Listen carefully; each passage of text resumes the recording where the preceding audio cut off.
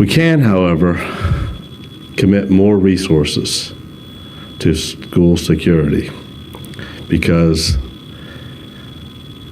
we need to better protect our students, our children, our teachers, and all school personnel and everybody in those buildings during the day. People get on the bus in the morning, get in the car, or walk to school and expect to be safe all day long. So that is our goal. Schools and public safety are always a top priority. So if you look at this one particular issue, it's school security. So that combines those two priorities, which should make it rise to the very top of all our priorities, right? We always have changing priorities, but right now I think it's clear what it should be.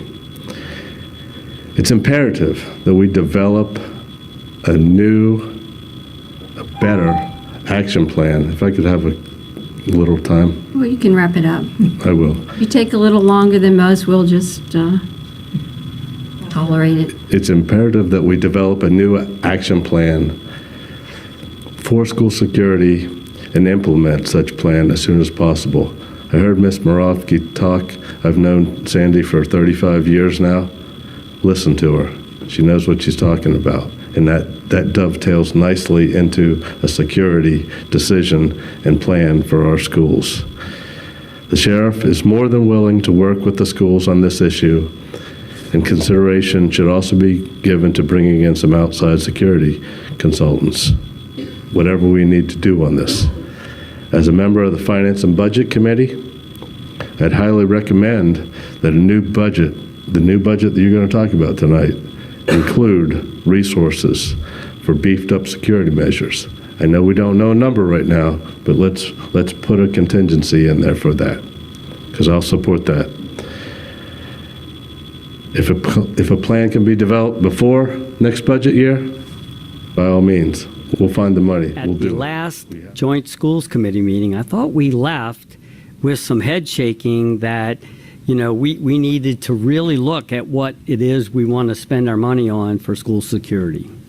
And we talked about resource officers, we talked about all kinds of things, but I believe we left our meeting there, and I can remember specifically that, you know, we were told that they thought maybe the money could be better spent on mental health issues or counselors or whatever, and then less than a week later, we get a resolution that says you recommend that we hire a resource officer in every school, and that may be the right answer. I'm not saying it isn't, but over the top of the sheriff creating a task force to try and look at all the various options that we have. I mean, we have lots of examples and resources from the Virginia Tech shooting, a lot of different places where we've done that, but you've now bumped that thing over to us, and it's going to affect our bottom line on everything. I mean, you know, that's a $2.2 million request, and we're already however many $1 million apart on our budget. And I'll just follow up on that and kind of have the last word on that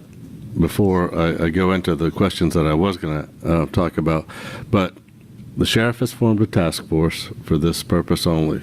As chairman of the Public Safety Committee for the board, he is going to be briefing us on the progress of that task force each and every meeting, and you all are welcome to attend those meetings and hear what that is, because I said I'm not going to take that off the agenda until we've had significant progress, and come to us with funding requests as you deem necessary, and we'll address those as we do, because there's at least 4 guys in here that know more about security than any one of us. So I don't want to talk and waste our time talking about school security.